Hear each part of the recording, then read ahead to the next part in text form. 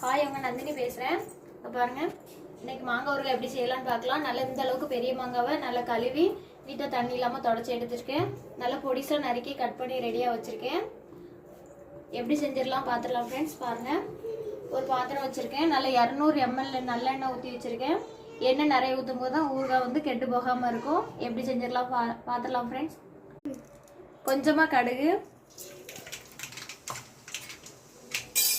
அப்புறம் நம்ம கட் பண்ணி வச்ச மாங்காவை சேர்த்துடலாம்.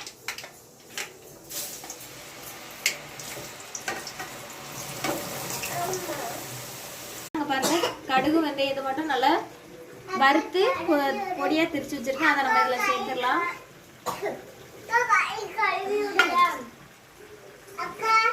அப்புறம் ஊறுகாய் தேவையான வத்தப்பொடி சேர்த்துடலாம். ஃப்ரெண்ட்ஸ், இங்க பாருங்க, மாங்காய் ஊறுகாய் நல்லா ரெடி ஆயிடுச்சு.